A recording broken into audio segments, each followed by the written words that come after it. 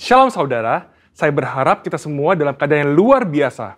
Dalam Voice of Pentecost kali ini, kita akan belajar mengenai hati Bapa. Seperti yang kita tahu bahwa Allah menciptakan dan menempatkan manusia sebagai ciptaan yang istimewa dibandingkan dengan ciptaan lainnya.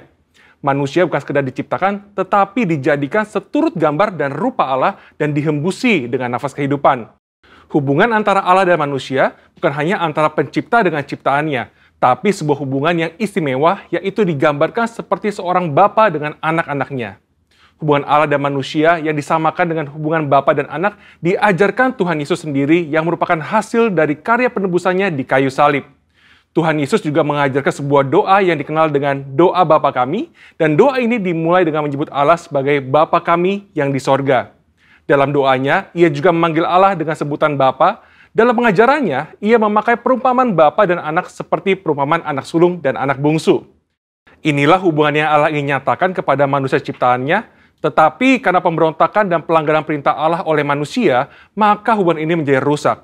Iblis memperdaya manusia dengan tipuan yang buat seolah-olah Allah berbohong dan tidak mau tersaingi oleh manusia. Iblis juga menyatakan bahwa manusia akan menjadi seperti Allah ketika memakan buah pengetahuan yang baik dan jahat. Menjadi seperti Allah adalah sebuah hal yang membuat manusia tertarik untuk makan buah itu, sekalipun mengerti segala konsekuensi yang harus ditanggung dan hasilnya justru menghancurkan hubungan yang baik antara Allah dan manusia. Demikian juga hari-hari ini, iblis terus merusak gambaran Bapa Sorgawi dengan cara merusak gambaran Bapa Jasmani agar manusia kehilangan hubungan yang istimewa ini. Nah, berikut ini adalah kesalahan dari tindakan Bapa Jasmani yang merusak gambaran Bapa Sorgawi. Yang pertama, seorang ayah yang menggunakan otoritasnya dengan sewenang-wenang dan memberikan kasih bersyarat kepada anak-anaknya. Maka seorang anak akan sukar menerima dan percaya akan kasih Bapa Sorgawi yang tak bersyarat. Yang kedua, seorang ayah yang suka berbohong dan tidak menepati janji karena berbagai alasan yang dibuat-buat akan menjadikan anak-anaknya tidak dapat mempercayai janji-janji Bapa Sorgawi. Dan yang ketiga, seorang ayah yang tidak menyediakan waktu yang cukup dan berkualitas untuk anak-anaknya, yang akhirnya membuat anak merasa tidak dihargai dan tidak dapat mempercayai kasih Bapa. Sebuah hasil survei yang dilakukan di kalangan generasi muda Gereja Bethel Indonesia menyatakan bahwa ketika menghadapi masalah, hanya 30% yang bercerita kepada orang tuanya, sedangkan 59% lainnya bercerita kepada orang lain, dan 11% memendam masalah itu sendiri. Selain itu, 12,5% kaum muda GBI mengakui bahwa mereka memiliki hubungan yang buruk dengan orang tua, dan 43% tidak ingin memiliki pasangan hidup seperti orang tuanya. Anak yang orang tuanya bercerai memiliki potensi 2 kali lipat lebih besar mengalami hubungan yang buruk dengan orang tuanya, dan berkeinginan untuk bunuh diri dibandingkan dengan anak yang orang tuanya tidak bercerai. Pengakuan dari mereka yang memiliki hubungan yang buruk diakibatkan karena tersakiti oleh kata-kata yang diucapkan orang tua, mendapatkan pukulan fisik, merasa orang tua tidak memiliki waktu yang cukup bagi dirinya, dan tidak bisa menjadi teladan. Pada kenyataannya, tidak semua orang dapat memanggil Tuhan dengan sebutan Bapa. Ada keraguan bahkan penolakan untuk menyebut Bapa karena pengalaman-pengalaman yang buruk dengan orang tuanya. Hal ini menyebabkan banyak dari kita tidak dapat memiliki hubungan yang dekat dengan Bapa Sorgawi. Padahal Alkitab memberikan gambar yang sangat jelas bahwa Allah adalah Bapa yang sangat mengasihi manusia. Supaya kita mengalami kasih Bapa, kita bisa mulai dengan menerima kasih-Nya yang utama yang dinyatakan melalui Yesus Kristus yang mati di kayu salib untuk menebus dosa dan menyediakan keselamatan yang kekal bagi kita. Di kayu salib, Tuhan Yesus berteriak, "Eli, Eli, lama sabatani," yang artinya, "Allahku, Allahku, mengapa engkau meninggalkan aku?" Tuhan Yesus ditinggalkan Bapanya supaya kita semua bisa diperdamaikan dengan Bapa Sorgawi dan mengalami pemulihan dalam hubungan kasih Bapa. Matius 7 ayat 11 berkata, "Jadi jika kamu yang jahat tahu memberi pemberian yang baik kepada anak-anakmu, apalagi Bapamu yang di sorga, Ia akan memberikan yang baik kepada mereka yang meminta kepadanya. Bapa di sorga tidak akan mengecewakan anak-anaknya." Kasih Bapa Sorgawi melebihi kasih seorang Bapa Jasmani dan mampu memberikan yang baik kepada anak-anaknya. Dan bagian terbaiknya adalah Bapa memberikan Roh-Nya sendiri kepada anak-anaknya sebagai penasehat dan penolong. Amsal 14 ayat 26 menjanjikan bahwa dalam takut akan Tuhan ada ketentraman yang besar, bahkan ada perlindungan bagi anak-anaknya. Bapa memberikan perlindungan kepada anak-anaknya untuk bisa hidup sesuai dengan rencananya dan mencapai kesempurnaan dalam panggilannya. Maka dari itu, mari kita percaya bahwa Bapa Surgawi adalah Bapa yang sangat mengasihi umatnya dan mengalami kasih Bapa melalui perjumpaan pribadi dan kehidupan yang berjalan bersama Dia. Mengalami janji-janji Allah dan melihat kesetiaan Allah terbukti membuat kita bisa mempercayai Dia dan mempercayakan hidup kita kepadanya. Bapa memberikan Roh Kudusnya agar kita percaya akan kasih Bapa dan mampu untuk mengampuni orang-orang yang pernah merusak gambaran Bapa yang baik, serta memulihkan hati kita menjadi baru untuk bisa mengalami kasih Bapa yang sempurna. Saudara, untuk penjelasan lengkapnya dari tim teologi kami, silakan cek link yang ada di atas atau scan QR Code yang tersedia. Salam integritas, Tuhan Yesus memberkati.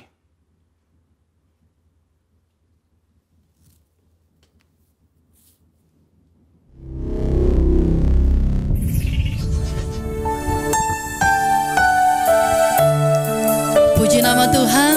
Selamat pagi Bapak Ibu Saudara yang dikasihi Tuhan. Shalom. Shalom. Saya percaya pagi hari ini kita semua dalam keadaan yang luar biasa baik. Yes. Karena kita punya Allah yang dahsyat dan luar biasa. Yeah. Allah yang selalu menyertai setiap langkah hidup kita. Yes. Untuk itu pagi hari ini mari kita persiapkan hati kita.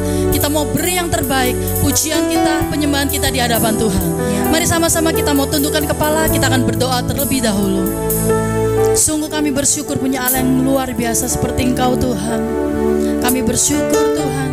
Kalau pada minggu-minggu ini Tuhan, hari-hari ini Tuhan selalu menyertai setiap kami. Kami percaya Tuhan, kekuatan kami tidak seberapa, tapi kami yakin Engkau Allah yang setia, Engkau Allah yang selalu menyertai setiap langkah hidup kami Tuhan. Untuk itu hari-hari ini Tuhan kami mau tetap mengandalkan Engkau, karena Engkau Allah yang dahsyat dan luar biasa dalam hidup kami. Terima kasih Tuhan. Pagi hari ini kami siap untuk melayani, kami siap untuk menyembah-Mu, kami siap untuk memuji-Mu dan menyenangkan hati-Mu. Terima kasih Tuhan. Mari setiap kita yang siap sama-sama katakan amin.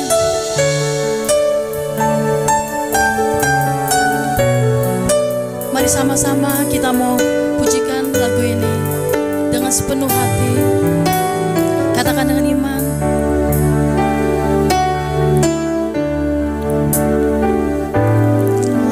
Kau Allah yang setia, Bapa yang mulia, kasih-Mu besar Tuhan. Kau pulihkan hidupku,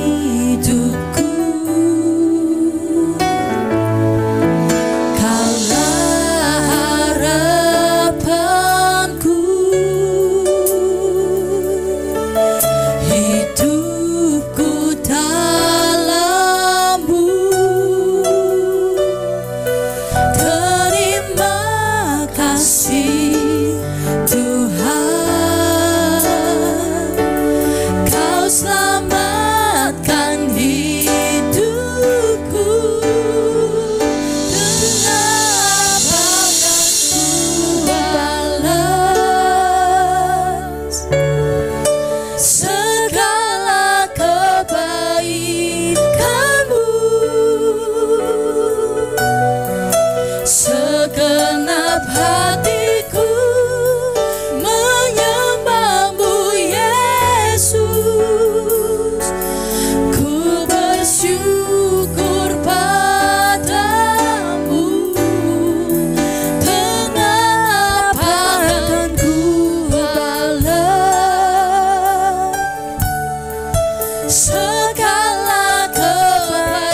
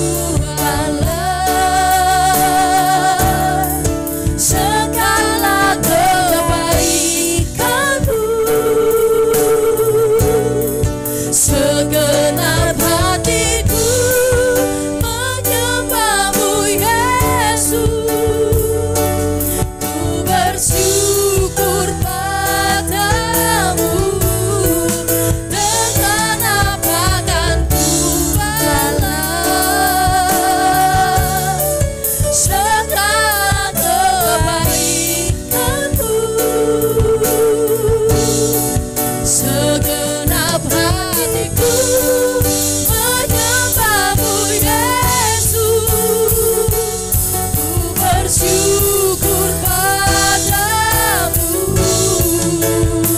selamanya. Dengan apa kan ku balas segala kebaikanmu. Segenap hatiku menyembahmu Yesus. Ku bersyukur padamu. Dengan apa kan ku balas segala kebaikanmu.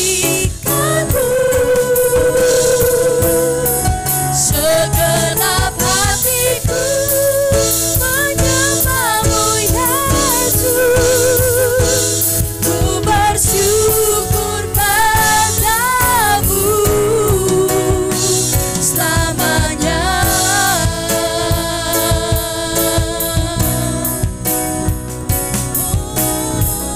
Kami bersyukur selamanya atas kasih Tuhan,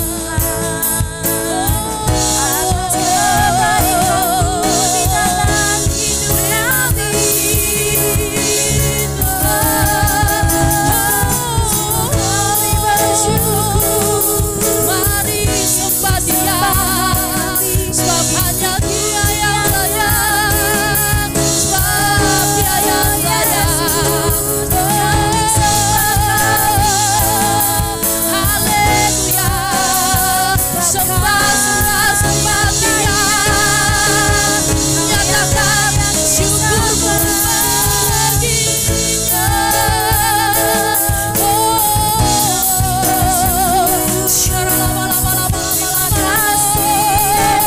Haleluya, haleluya, haleluya. Sebab Allah kami yang luar biasa.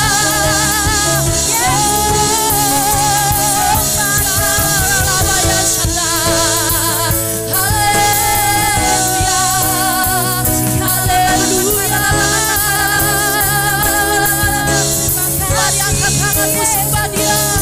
Lebih lagi sembah Dia.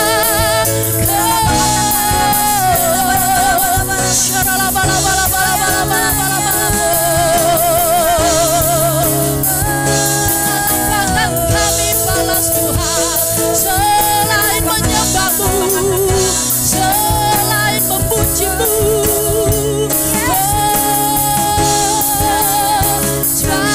Hanya Kau yang layak, hanya Kau Tuhan.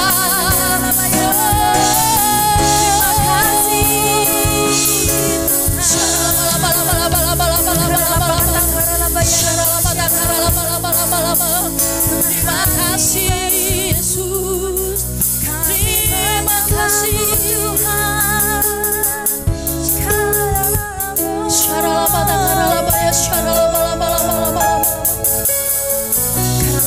Sungguh Kau yang setia Tuhan dalam hidup kami. Kalau satu-satunya Allah penyelamat kami ya Tuhan. Sungguh kami bersyukur punya Allah yang seperti Engkau. Engkau Allah yang dahsyat, Engkau Allah yang luar biasa, Engkau Allah yang besar dalam hidup kami ya Tuhan. Engkau Allah yang sanggup melakukan setiap mujizat dalam hidup kami Tuhan. Untuk itu hari-hari ini Tuhan, kami menyerahkan hidup kami hanya dalam tangan-Mu.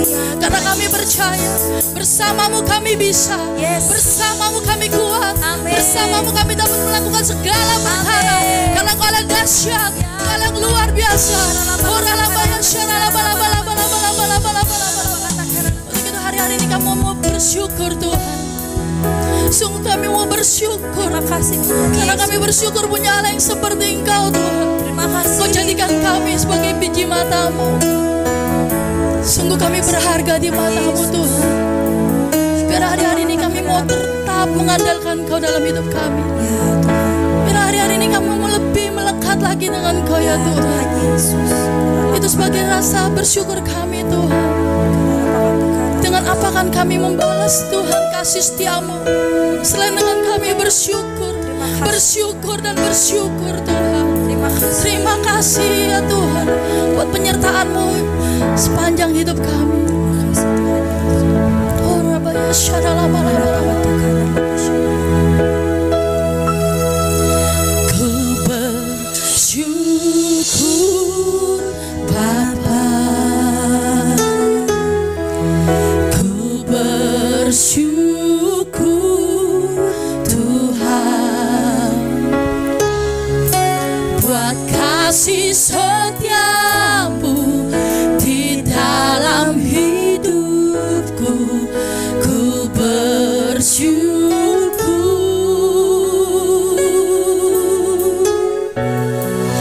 ku bersyukur Bapa, ku bersyukur Tuhan buat kasih setiamu di dalam hidupku. Ku bersyukur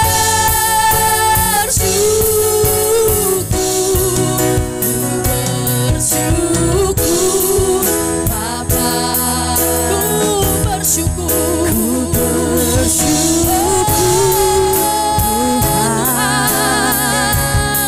buat kasih setiamu di dalam hidupku. Ku bersyukur,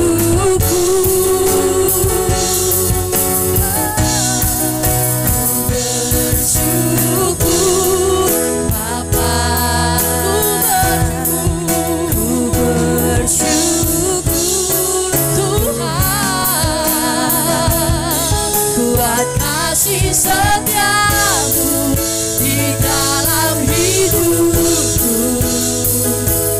Ku bersyukur, ku bersyukur,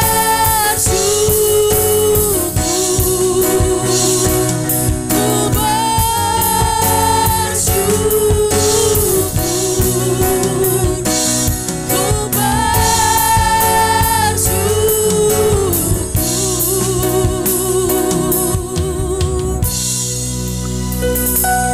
Tuhan.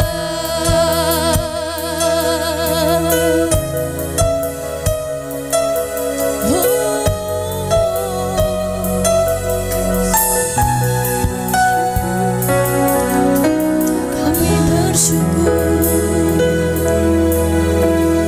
Sungguh kami bersyukur punya Allah yang seperti Engkau Tuhan. Sungguh kami bersyukur ya Tuhan. Kalau sebentar Tuhan kami akan memuji-Mu lebih dahsyat lagi. Karena Engkau Allah yang layak Tuhan untuk ditinggikan. Engkau Allah yang disembah. Engkau layak dimuliakan. Terima kasih Tuhan. Kami mau bersuka cita pada pagi hari ini. Mari yang siap sama-sama katakan amin. Haleluya.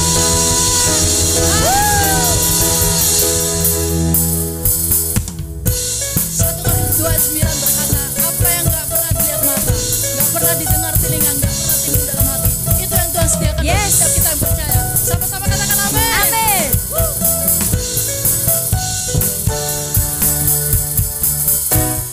Apa yang tak pernah dilihat mata,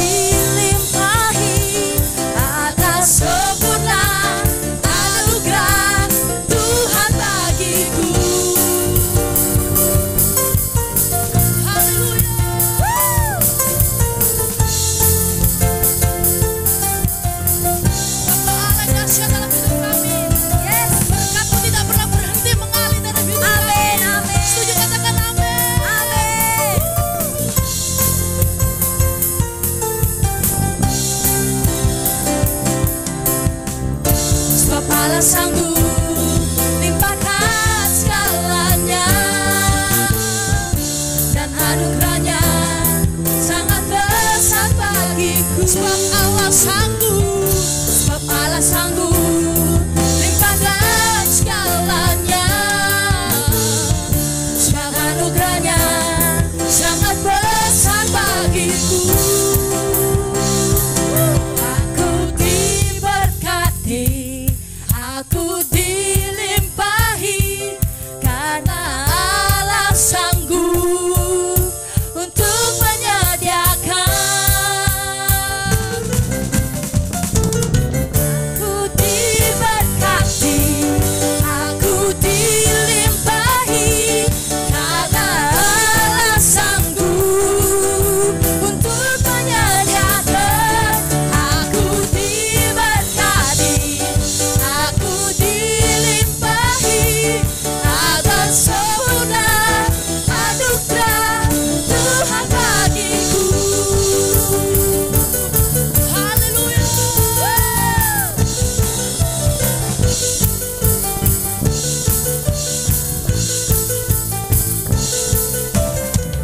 Aku diberkati. Haleluya. Tiba saatnya kita akan mendengarkan firman Tuhan. Mari kita mau siapkan hati kita.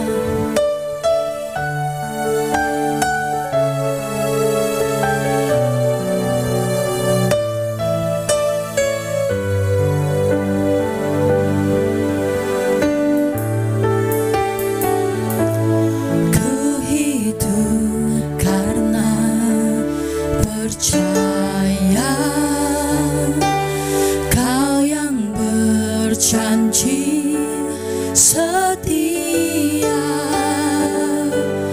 Pengharapanku selalu ada di dalammu. Ku tidak akan menyerah meski dalam kesesatan. Seluruh hidupku dalam genggaman-Mu.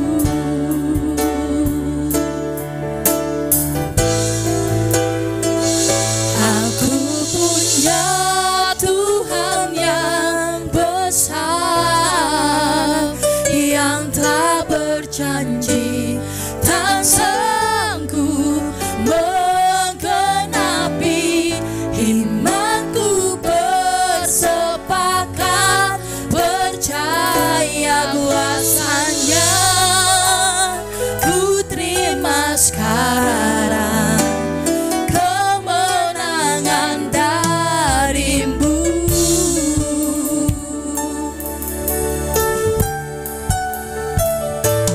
Ku hidup karena percaya, Kau yang berjanji setia. Pengharapanku selalu ada di dalam-Mu.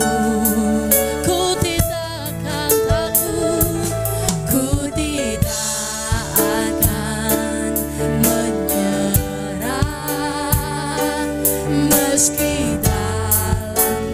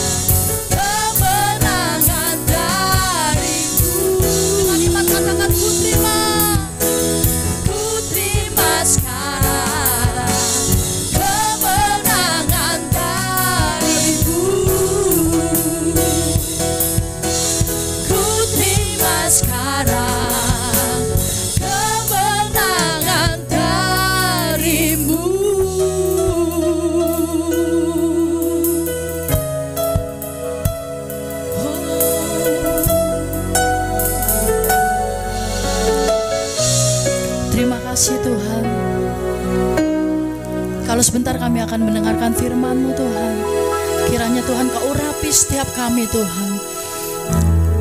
Kiranya Tuhan kami boleh Tuhan menjadi pelaku-pelaku daripada firman-Mu. Urapi hamba-Mu yang akan menyampaikan firman-Mu Tuhan.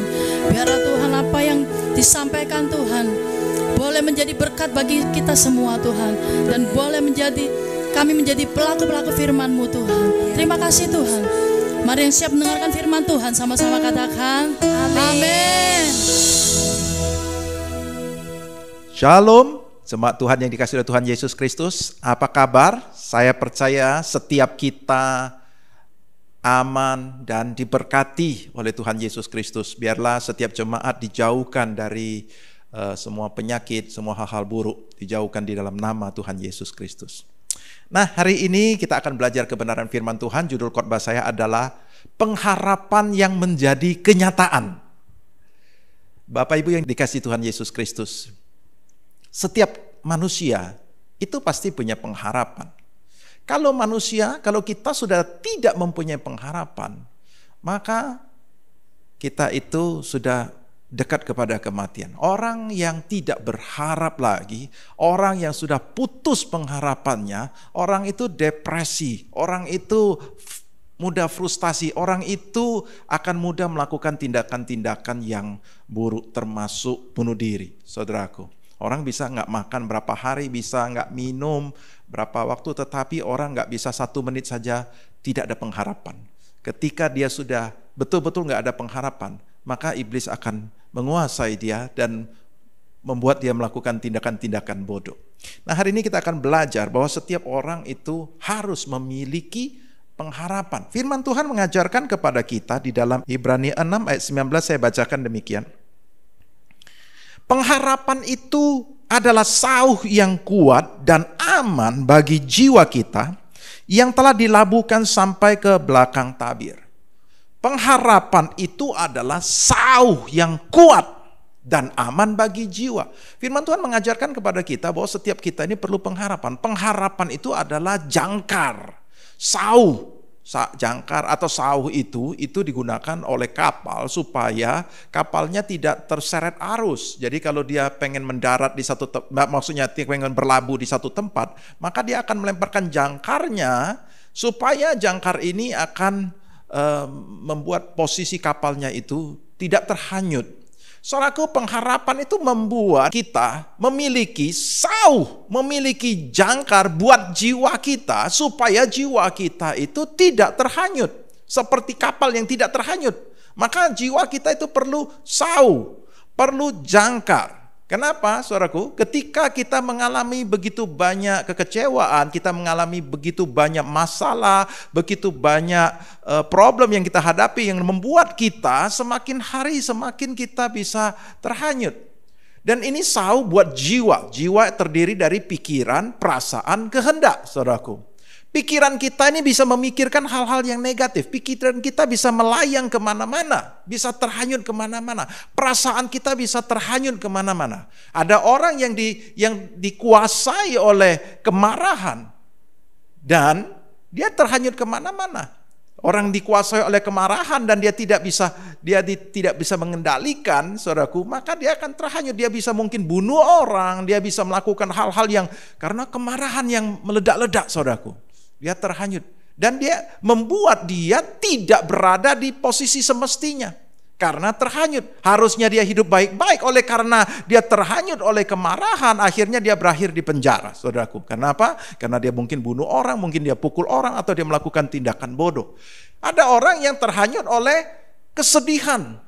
Ingat, ada orang yang terhanyut oleh kekecewaan, terhanyut oleh ketakutan, terhanyut oleh trauma, saudaraku. Dan membuat hidupnya tidak bisa maju. Hidupnya terombang-ambing, hidupnya terhanyut entah kemana. Dia terlarut dengan dia punya kesedihan yang begitu makin lama makin tidak terkendali. Akibatnya dia menjadi depresi, dia menjadi frustasi, dia menjadi putus asa, dia menjadi tidak mau maju, dia menjadi minder. Saudaraku, karena apa? Karena pengalaman-pengalaman yang lalu membuat jiwanya terhanyut, membuat perasaannya itu terhanyut oleh kesedihan. Ada orang yang terhanyut oleh kekecewaan. Ada orang terhanyut oleh kegagalan. Dia sudah gagal, dia pernah gagal sekali, dia pernah gagal 2 kali, gagal 3 kali, saudaraku. Dan selanjutnya dia tidak berani lagi untuk mencoba. Dia selalu menilai dirinya adalah orang yang bodoh, orang yang tidak akan pernah berhasil. Dia adalah pecundang, dia nasibnya sudah ditentukan, buruk. Begitu orang yang memiliki jiwa yang buruk, perasaannya yang buruk, dia terhanyut. Makin lama, makin dia tidak berada di posisi yang semestinya yang sudah Tuhan tetapkan. Nah, tetapi firman Tuhan mengajarkan kepada kita, pengharapan itu menjadi sauh yang kuat dan aman bagi jiwa kita, bagi pikiran kita, perasaan kita, kehendak kita. Sehingga tidak terhanyut kemana-mana, tetapi ada di posisi yang semestinya yang diinginkan oleh Tuhan. Dikatakan adalah sauh yang kuat dan aman bagi jiwa yang telah dilabuhkan sampai ke belakang tabir. So, aku sudah ditambatkan, sudah dilabuhkan, ditambatkan kemana? Ke belakang tabir. Di belakang tabir kita tahu kalau dalam bait Allah, belakang tabir itu berbicara tentang hadirat Tuhan, kehadiran Tuhan, saudaraku. Di mana Tuhan berada, saudaraku. Pengharapan itu akan membawa jiwa kita itu untuk kita bisa berjumpa dengan Tuhan. Saudaraku, di dalam banyak kesesakan kita, problem hidup kita, baik masalah kesehatan, ketakutan di dalam pandemi, masalah keuangan, masalah pekerjaan, masalah rumah tangga, masalah hubungan, macam-macam, saudaraku. Hari-hari ini begitu banyak orang sedang mengalami masalah. Biarlah kita tidak terhanyut dengan masalah-masalah membuat kita depresi, frustasi, shock, bahkan mau bunuh diri, saudaraku. Tetapi kita memiliki pengharapan, karena pengharapan ini akan membawa kita untuk mengalami berjumpa dengan Tuhan. Dan Tuhan menginginkan engkau mengalami perjumpaannya di dalam pengharapanmu itu, saudaraku. Nah, saudaraku, semua orang berharap. Saya percaya semua orang di muka dunia ini berharap. Entah pengharapannya itu menjadi kenyataan atau tidak menjadi kenyataan. Tetapi semua orang berharap. Semua orang berharap sembuh. Semua orang berharap mengalami peningkatan di dalam ekonominya. Semua berharap supaya mereka tidak dipecat. Supaya bisnisnya semakin maju di dalam keadaan yang sukar dalam pandemi ini. Begitu banyak orang kolaps. Begitu banyak orang bangkrut. Tetapi orang-orang berharap dia bisa bangkit lagi, berharap dia bisa maju, berharap dia tidak bangkrut, berharap dia tidak mengalami COVID, saudaraku. Yang sakit berharap dia segera sembuh, saudaraku. Semua orang berharap. Tapi apakah semua orang yang berharap itu akan menerima hasil yang baik? Akan mengalami di mana pengharapannya itu menjadi kenyataan? Tidak semua orang berharap itu menjadi kenyataan, mengalami di mana pengharapannya itu menjadi kenyataan. Tidak semua orang mengalami. Banyak orang yang berharap tetapi kecewa karena pengharapannya tidak menjadi kenyataan. Nah, bagaimana caranya supaya kita bisa mengalami kenyataan? Saudaraku, firman Tuhan mengajarkan kepada kita di dalam Ibrani pasal ke-11 ayat pertama. Iman adalah dasar dari segala sesuatu yang kita harapkan dan bukti dari segala sesuatu yang tidak kita lihat. Karena iman, ayat 3, loncat ya. Karena iman kita mengerti bahwa alam semesta telah dijadikan oleh firman Allah, sehingga apa yang kita lihat telah terjadi dari apa yang tidak dapat kita lihat. Firman Tuhan mengajarkan sesuatu yang luar biasa. Dia katakan bahwa iman adalah dasar dari segala sesuatu yang kita harapkan. Saudaraku, kita semua berharap. Kita berharap bisa mendapatkan jodoh, kita berharap bisa sembuh, kita berharap bisa keluar dari krisis keuangan, kita berharap banyak. Setiap hari kita berharap dalam keadaan yang baik. Tetapi firman mengajarkan kepada kita apa yang menjadi dasarmu berharap. Banyak orang berharap dan dia memiliki dasar. Dia harus memiliki dasar. Semakin kuat dasarmu, maka engkau akan lebih mencapai apa yang kau harapkan. Saudaraku, contoh. Kalau seseorang berkata, aku percaya dan aku berharap bahwa tahun ini aku akan memiliki rumah sendiri. Apa dasarnya kau berharap bahwa kau percaya, kau berharap bahwa kau akan memiliki rumah? Iya, soalnya sekarang gaji saya, penghasilan saya itu meningkat 100%. Ya enggak? Sehingga kalau saya hitung-hitung, maka di akhir tahun ini saya akan cukup uang untuk melakukan DP rumah. Dan kemudian dengan gaji saya yang sudah meningkat 100% ini, saya bisa mencicil rumah itu. Dalam waktu 10 tahun atau 5 tahun, saya percaya saya akan sudah melunasi semua cicilan rumah itu. Saudaraku, itu adalah dasar di mana dia berharap. Kenapa? Apa yang menjadi kepercayaannya, dasarnya di mana dia berharap dia bisa punya rumah? Karena dia punya gaji meningkat 100%. Seperti itu.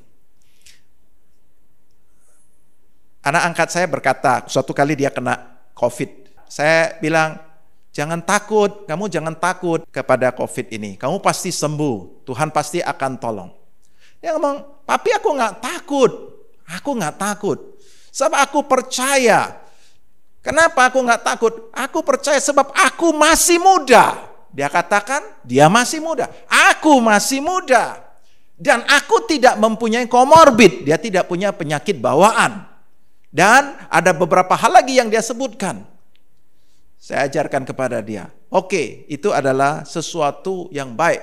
Dia percaya bahwa dia tidak takut dan dia tidak takut akan mati. Kenapa? Karena dia punya dasar. Dasarnya adalah dia masih muda. Dasarnya adalah dia tidak punya komorbid. Orang yang punya komorbid, yang punya penyakit bawaan, itu kalau terkena COVID itu akan lebih berbahaya, meningkatkan risiko kematian. Dan dia tidak punya itu, dan dia menjadi percaya bahwa dia akan sembuh. Dia berharap dia akan sembuh dan dia percaya akan sembuh karena dasar seperti itu.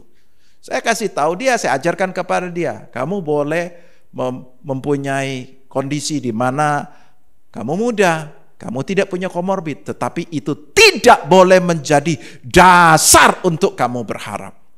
Dan saya ajarkan bahwa kita berharap itu karena iman. Firman Tuhan mengajarkan kepada kita untuk kita berharap dengan iman. Kita boleh berharap karena dasar yang lain enggak?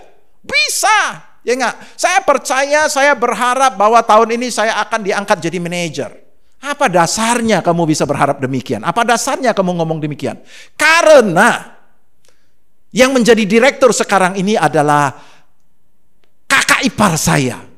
Jadi dia berpikir dia akan menjadi manajer dengan dasar harapan dia bahwa yang menjadi direktur sekarang itu adalah kakak iparnya. Apakah itu akan terjadi menjadi kenyataan? Bisa jadi.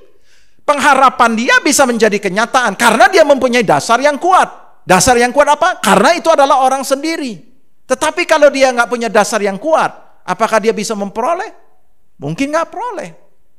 Apa dasarnya kau berkata bahwa kau akan sembuh? Iya ya, dokter ngomong aku sudah penyakitku ini berat, sudah stadium 4. Ya nggak ada dasarnya untuk berharap. Nggak ada dasar, ya nggak. Dan dokter ngomong nggak ada obat untuk penyakit saya ini. Saudaraku, karena dia mengandalkan dokter, mengandalkan obat, maka dan faktanya yang dia andalkan yang menjadi dasar untuk dia berharap itu tidak kuat.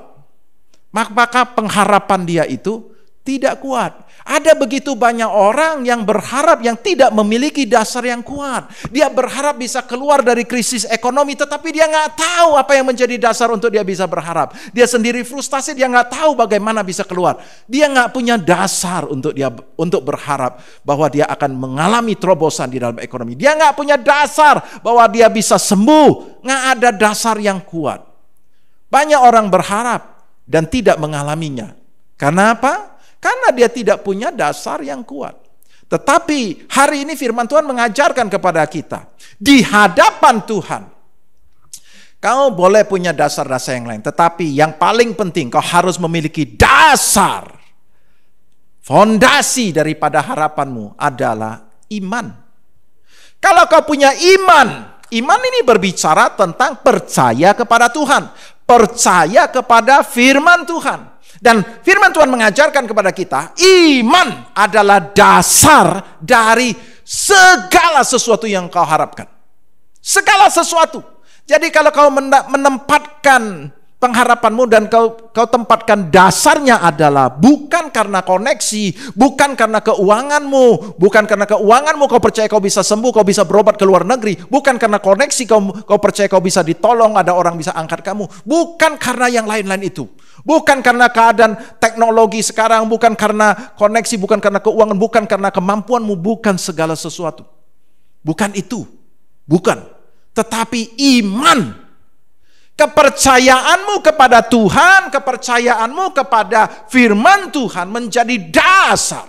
Sebab firman Tuhan berkata demikian, aku percaya dan aku berharap. Dan aku percaya bahwa ini akan terjadi. Aku pasti akan mengalami sesuatu. Nah, firman Tuhan katakan, kalau kau memiliki dasarnya adalah iman percayamu kepada firman Tuhan, kepada apa yang sudah Yesus lakukan di dalam kehidupanmu, dan itu menjadi dasar untuk kau berharap.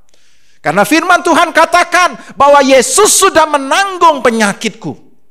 Firman Tuhan katakan dia sudah menanggung semua dosa, semua kutuk kemiskinan, kutuk kegagalan. Yesus sudah menanggung semuanya. Galatia 3 ayat 13 katakan demikian. Firman Tuhan katakan, oleh bilur-bilur Yesus aku sudah sembuh.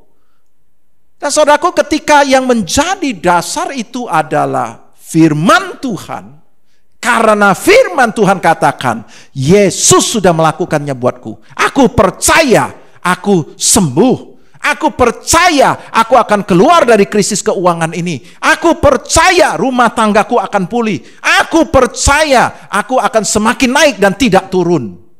Saudaraku, karena dasarnya adalah kau percaya, kau memiliki iman yang percaya akan firman Tuhan itu. Dan firman Tuhan katakan itu cukup untuk menjadi bukti. Bukti dari apa yang tidak kau lihat. Yang kau harapkan sekarang ini kan belum kelihatan. Masih pengharapan. Dan itu adalah bukti. Ketika kau memiliki iman yang percaya kepada firman Tuhan, di hadapan Tuhan, Tuhan menganggap itu adalah sudah bukti bahwa kau sudah memilikinya. Bukti dari segala sesuatu yang tidak kau lihat itu. Dan ayat 3 ngomong karena iman kita ngerti bahwa alam semesta ini diciptakan, dijadikan oleh firman Tuhan. Sehingga apa yang kita lihat terjadi ini yang kelihatan ini, telah terjadi dari apa yang tidak kelihatan. Yaitu firman Tuhan. Semesta alam dijadikan oleh firman Tuhan yang tidak kelihatan ini. Dan Tuhan katakan, ketika kau memiliki iman yang percaya kepada firman Tuhan itu sudah cukup.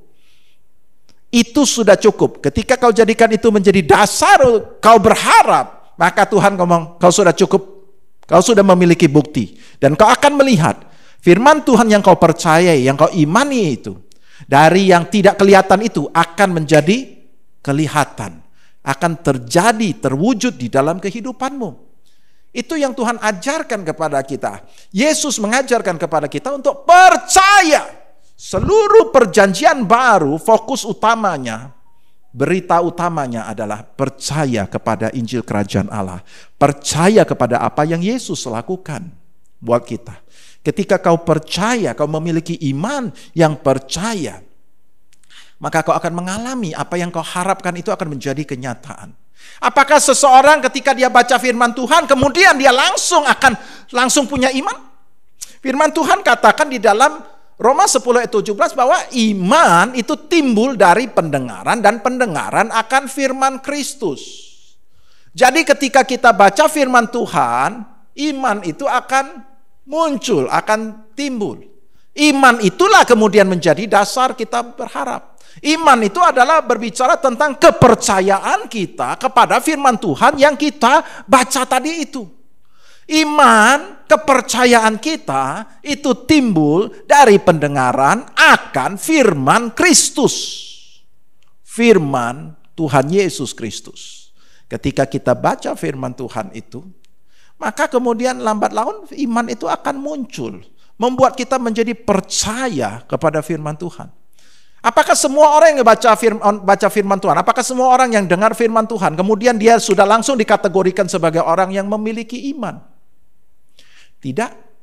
Banyak orang yang baca firman Tuhan, banyak orang yang dengar firman Tuhan, tetapi imannya tidak timbul. Kenapa? Hari ini kita mau belajar bersama lebih dalam lagi supaya Bapak Ibu yang dikasihi Tuhan Yesus memiliki iman.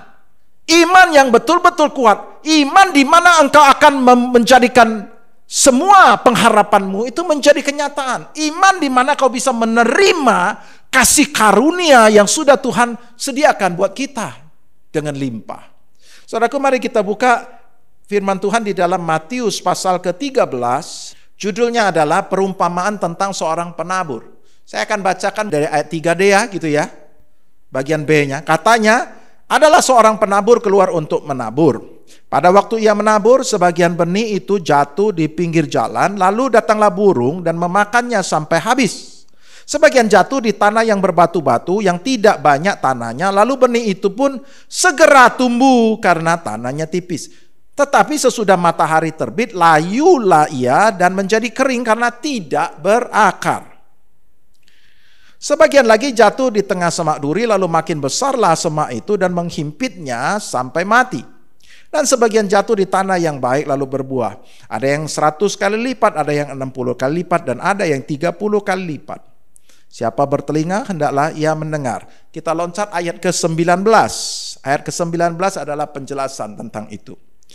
Kepada setiap orang yang mendengar firman Tuhan tentang kerajaan sorga, tetapi tidak mengertinya, datanglah si jahat dan merampas yang ditaburkan dalam hati orang itu. Itulah benih yang ditaburkan di pinggir jalan. Benih yang ditaburkan di tanah yang berbatu-batu ialah orang yang mendengar firman itu dan segera menerimanya dengan gembira. Tetapi ia tidak berakar dan tahan sebentar saja. Apabila datang penindasan atau penganiayaan karena firman itu, orang itu pun segera murtad. Yang ditaburkan di tengah semak duri ialah orang yang mendengar firman itu, lalu kekhawatiran dunia ini dan tipu daya kekayaan menghimpit firman itu sehingga tidak berbuah. Yang ditaburkan di tanah yang baik ialah orang yang mendengar firman itu dan mengerti, dan karena itu ia berbuah. Ada yang 100 kali lipat, ada yang 60 kali lipat, dan ada yang 30 kali lipat. Firman Tuhan mengajarkan sesuatu yang luar biasa. Dikatakan ini adalah berbicara tentang benih yang ditaburkan, yang kemudian menghasilkan. Dikatakan ada benih yang jatuh di pinggir jalan. Benih ini berbicara tentang firman Tuhan. Firman Tuhan tadi menjelaskan. Benih yang dimaksud benih adalah firman Tuhan.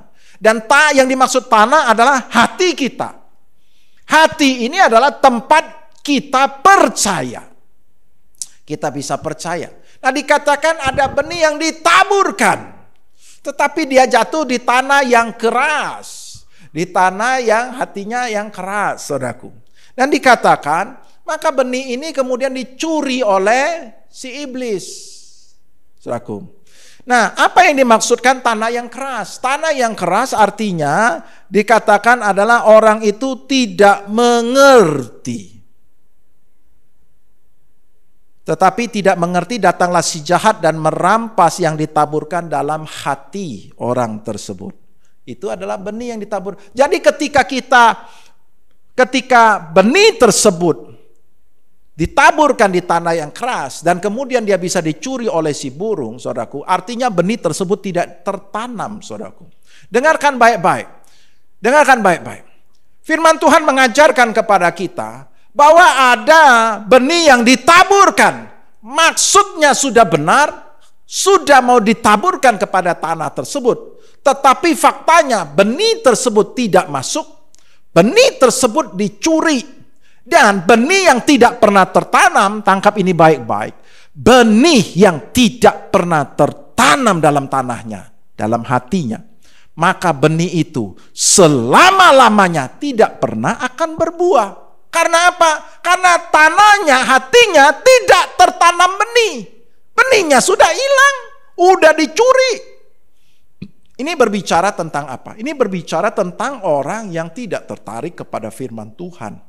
Berapa banyak saya berjumpa orang-orang yang datang ke gereja, yang beribadah kepada Tuhan, baik yang onsite maupun yang online, saudaraku. Orang-orang ini yang tidak memberi hati kepada firman Tuhan. Ya enggak? Dia datang, kadang-kadang ada orang yang cuman mencari lucunya si pengkhotbah. Kadang-kadang dia mencari si pengkhotbah. Oh, kalau pengkhotbah ini, aku dengar. Pengkhotbah itu nggak dengar, saudaraku. Dia bukan mencari benihnya, saudaraku. Dia tidak cari firman Tuhan. Kadang-kala banyak sekali orang-orang ketika firman Tuhan disampaikan, dia malah main handphone.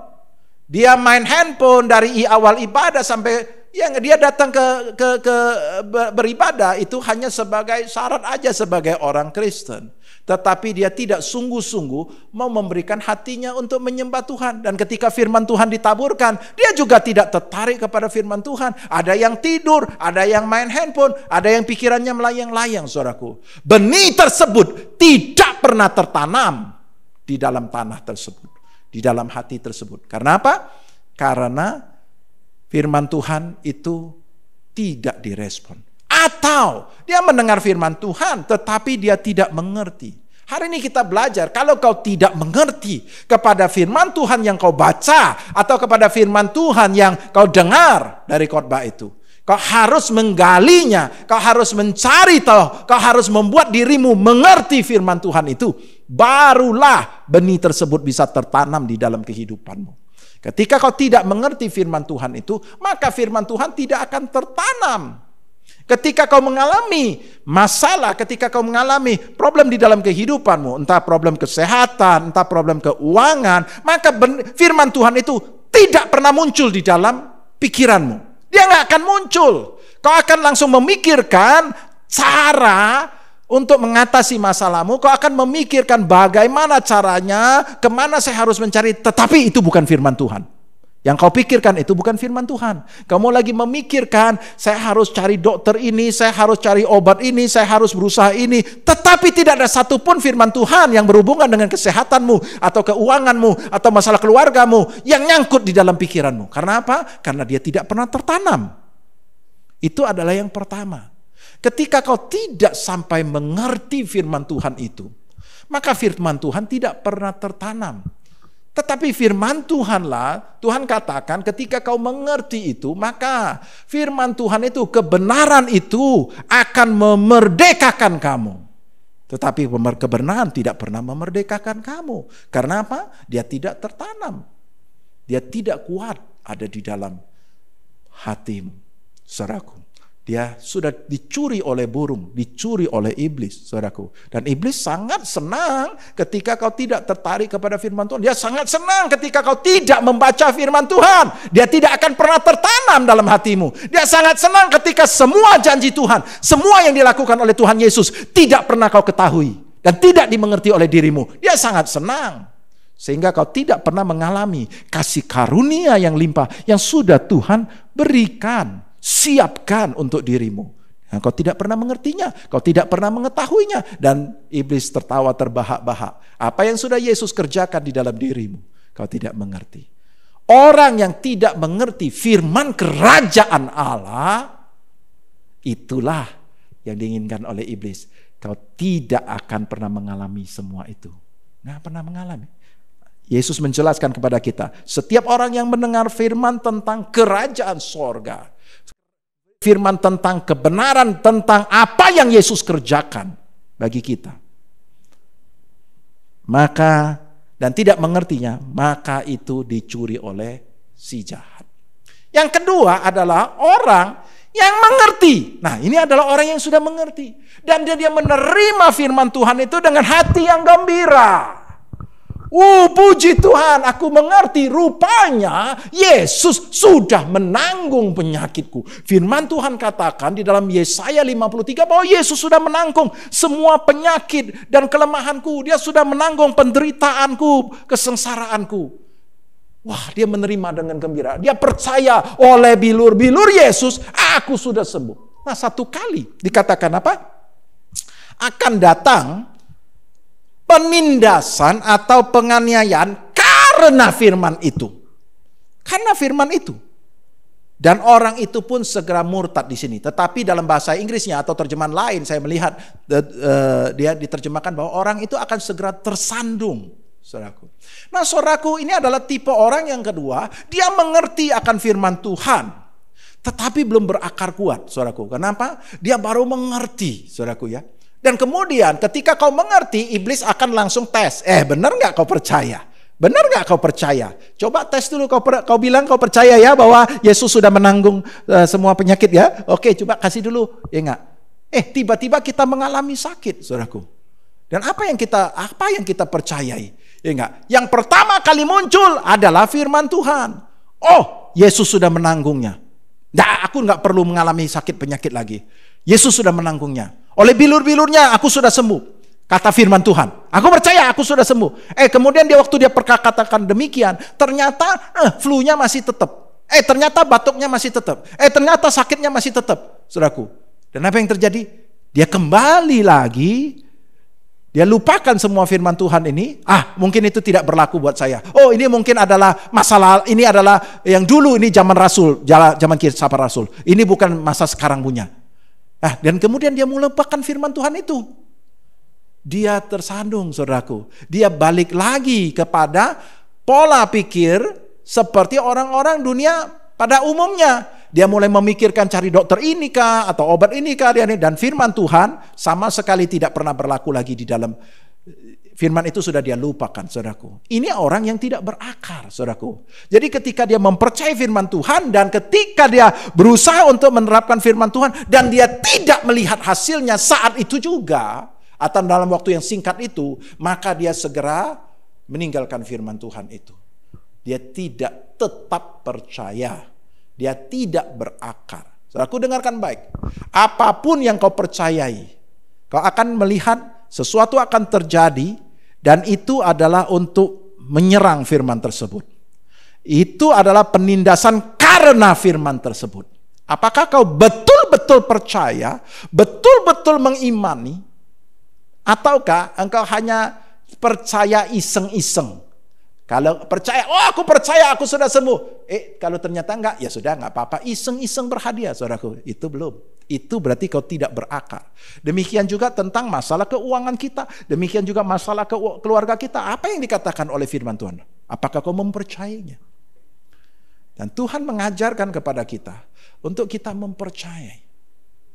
Saudaraku, saya sering sekali, dulu ketika saya nggak ngerti, rumah saya penuh dengan obat, saya selalu minum obat. Tetapi ketika saya mempercayainya, saya berusaha, saya untuk mempercayai, saya mendeklarasikan akan kebenaran firman Tuhan ini. Dan apa yang terjadi ketika setiap kali saya mengalami sakit, saya mendeklarasikan, saya menolak untuk sakit tersebut. Beberapa tahun lalu, saudaraku, saya kena gejala tipes, saudaraku. Saya udah panas dingin, saudaraku, panas saya tinggi sekali, tetapi saya menggigil, dan kemudian perut saya sudah merasa nyeri, perih, ya. Saya sampai harus pakai topi, saya pakai sarung tangan, pakai sweater, pakai celana panjang, pakai kaos kaki, saking dinginnya. Tetapi ketika saya waktu itu meminta bubur sama istri saya, istriku ngomong, bukankah kau selalu ngomong bahwa oleh bilu-bilunya kamu sudah sembuh? Sehari itu saya terkejut, saya ngomong, iblis menipu saya lagi. Saya kemudian mendeklarasikan lagi, saya menguatkan kepercayaan. Itulah namanya menguatkan kepercayaan. Ketika saya menguatkan percayaan, saya deklarasikan lagi, saya percaya, saya lepas semua topi saya lepas jaket sweater semua, saya lepas. Dan hari itu juga, semua simptom, semua gejala itu, yang panas, yang menggigil, yang perut sakit, yang gak bisa makan, semuanya hilang. Dan saya menjadi sehat kembali. Nah, minggu lalu barusan, anak angkat saya itu dia kena COVID, saudaraku. Tapi dia nggak tahu. Nah, ketika dia datang berkunjung dan tinggal di rumah saya, saudaraku, dan waktu dia pulang, ternyata dia mendapatkan dirinya itu dia mendapatkan dirinya meriang, demam, dan hari berikutnya dia langsung periksa. Dia periksa dan ternyata hasil PCR menyatakan bahwa dia positif COVID. Dan dia bukan hanya sekedar positif COVID, tetapi dia mempunyai nilai CT yang sangat rendah. Dia sendiri mengatakan kepada saya bahwa dia adalah dokter. Dia katakan, selama saya nangani pasien COVID yang begitu banyak, saya tidak pernah berjumpa orang yang mempunyai CT serendah itu. Itu semakin rendah CT, maka tingkat penularan, penyebaran daripada virus tersebut itu semakin kuat.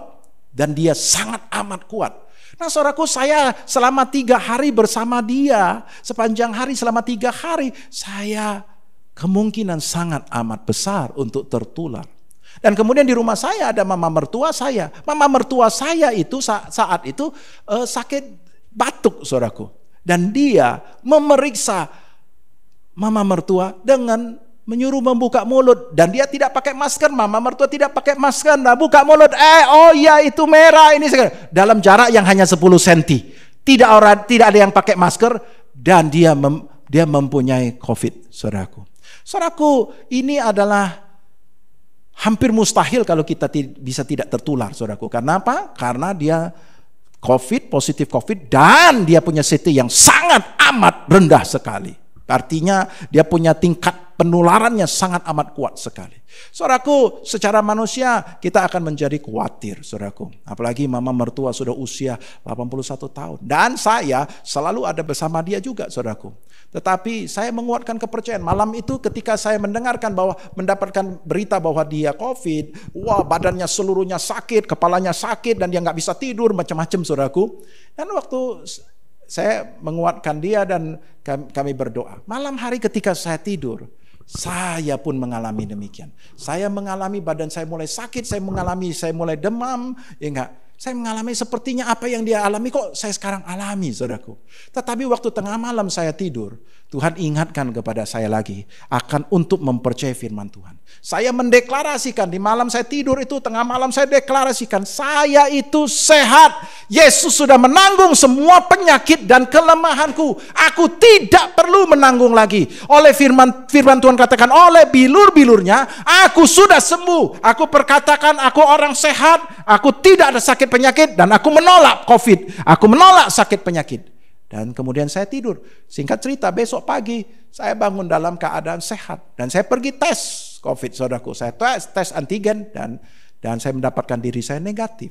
Besoknya saya minta mama mertua saya untuk tes PCR, saudaraku. Dan apa yang terjadi? Hasil pemeriksaan menunjukkan bahwa dia pun negatif. Kami terus memperkatakan, maka dia sudah khawatir. Karena apa? Karena jaraknya cuma tidak sampai 10 cm, dan si anak saya terus ngomong tanpa masker, dan jaraknya sama-sama mulut terbuka seperti itu. Mustahil untuk dia tidak kena. Tetapi saya katakan, Tuhan melindungi kita. Tuhan sudah menanggung semuanya. Oleh bilur-bilur Yesus, mama pun sudah sembuh. Mama tidak akan sakit. Mama harus percaya. Jangan percaya bahwa kau akan sakit, Ma. Kau jangan perkatakan kau akan sakit. Kau perkatakan bahwa kau sehat, kau sembuh. Jangan percaya akan semua pikiran buruk itu. Percayalah kepada apa yang firman Tuhan katakan. Berharap dan percaya bahwa itu yang terjadi. Dan sungguh itu yang terjadi. Dan kalau kami melihat bahwa itu tidak terjadi, maksudnya tidak terkena, tidak tertular, itu hanya satu kata. Artinya itu adalah apa yang Yesus sudah lakukan. Bahwa firman Tuhan itu adalah ya dan amin, dan Tuhan menggenapi sesuai dengan kepercayaan. Kalau saya tidak punya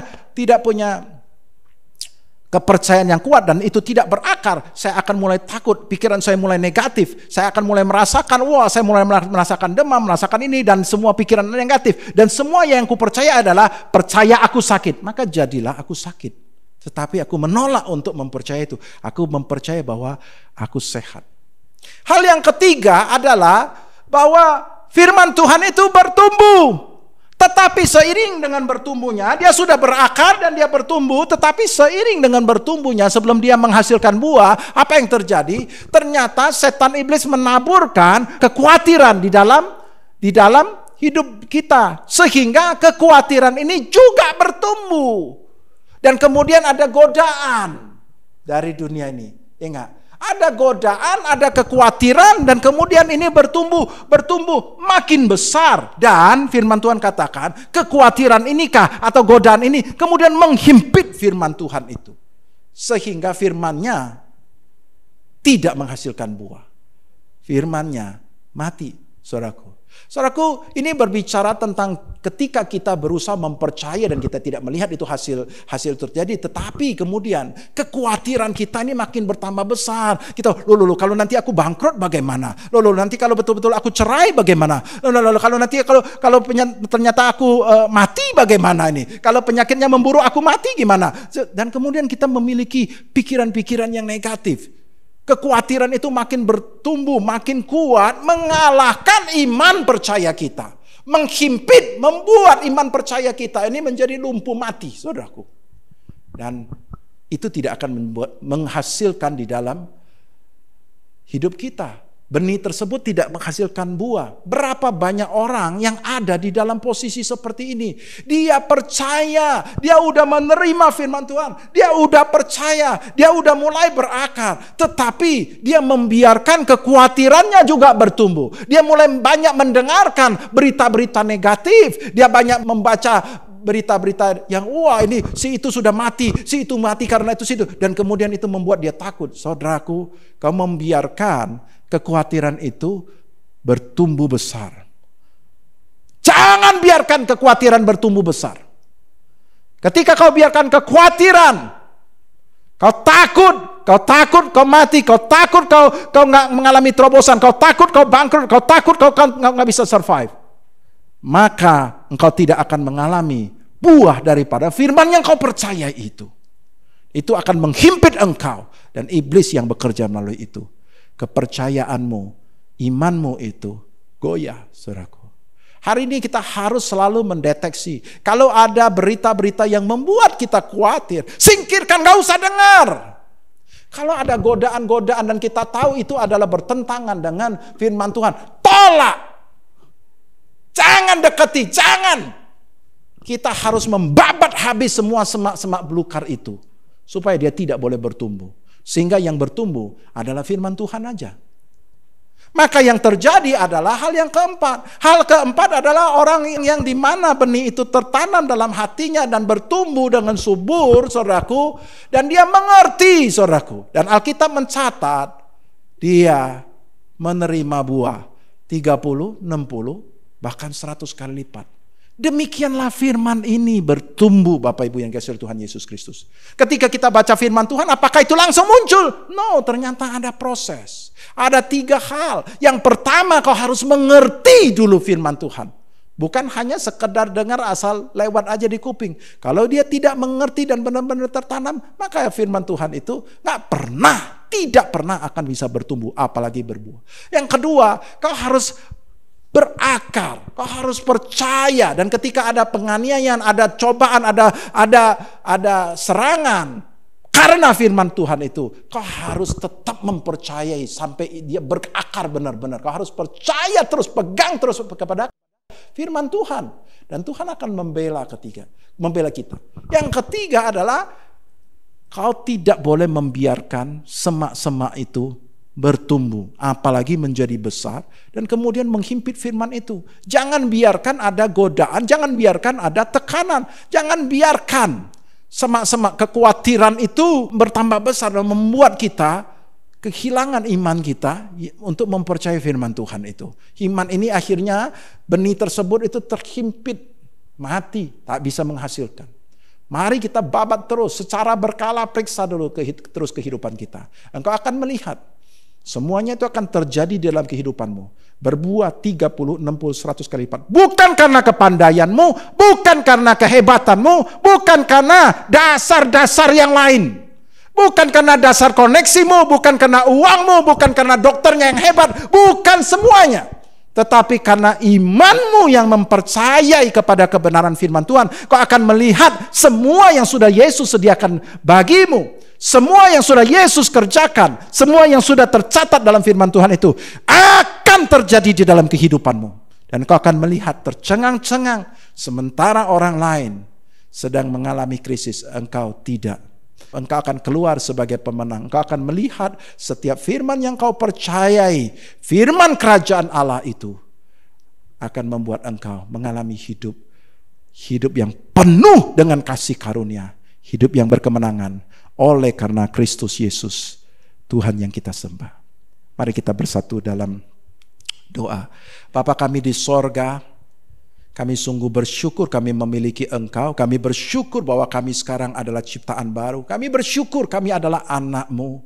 Di dalam Kristus Yesus, apa yang sudah Yesus lakukan di dalam hidup kami sungguh menjadikan kami ciptaan baru. Dan kami memiliki hari depan yang baru. Kami memiliki hidup yang baru. Hidup yang penuh dengan kasih karunia. Kami tidak lagi hidup berdasarkan kemampuan kami, apa yang bisa kami lakukan. Tetapi kami hidup berdasarkan percaya kami. Kami tidak lagi hidup berdasarkan apa yang kami lihat, kami rasakan. Tapi kami hidup berdasarkan iman percaya kami. Bapa, kami bersyukur malah pada hari ini Engkau mengajar kami untuk kami berharap.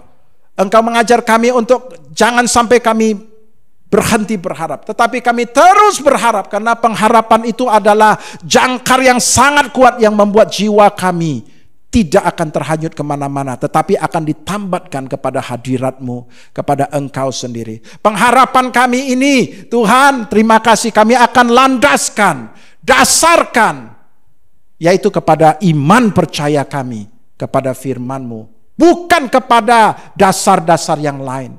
Mulai dari hari ini kami mau belajar.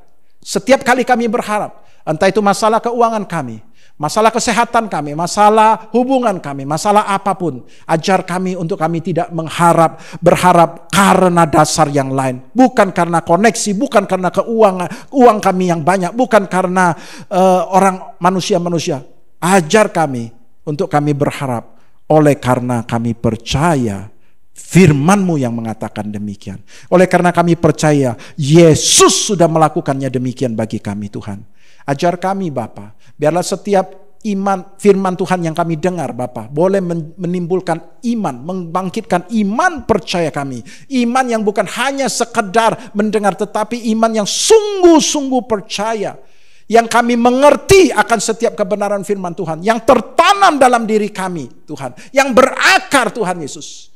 Dan yang betul-betul bertumbuh tanpa adanya semak-semak kekhawatiran maupun godaan yang terus menghimpit kami. Tetapi kami bertumbuh dengan sehat, kami bertumbuh dengan kuat di dalam Engkau Tuhan. Sampai kami mengalami setiap kebenaran firman Tuhan. Hamba sudah selesai berbicara, tapi hamba tahu Roh-Mu yang kudus akan terus menolong setiap anak-anak-Mu. Supaya mereka mengalami iman yang bertumbuh. Sehingga mereka boleh berharap dengan iman yang percaya kepada Engkau. Dan mengalami semua apa yang mereka harapkan. Sesuai dengan kebenaran firman Tuhan. Yang tidak kelihatan oleh mata mereka saat ini. Akan terjadi. Dan akan mereka alami. Dan mengalami kemenangan tersebut. Terima kasih Tuhan. Terima kasih Bapa. Di dalam nama Tuhan Yesus kami ucap syukur dan berdoa. Haleluya. Amin. Kita akan akhiri ibadah kita. Mari Bapak Ibu yang dikasihi oleh Tuhan Yesus Kristus, angkat kedua tanganmu, arahkan hati dan pikiran kepada Tuhan Yesus Kristus dan siap menerima berkat yang daripada Tuhan Yesus Kristus. Jemaat Tuhan yang dikasihi oleh Tuhan Yesus Kristus, terimalah berkat damai sejahtera dari Allah Bapa, kasih karunia yang berlimpah-limpah di dalam Anak yang tunggal Tuhan kita Yesus Kristus, dan persekutuan yang manis dengan Roh Kudus akan selalu menyertai, membimbing, mengajar, meneguhkan firman-Nya dalam kehidupanmu, akan memberi engkau kuasa dan memberkati engkau mulai dari saat ini sampai Tuhan Yesus datang menjemput kita dan bahkan sampai selama-lamanya. Kita yang percaya diberkati Tuhan bersama saya katakan amin. Selamat hari Minggu, Tuhan Yesus memberkati.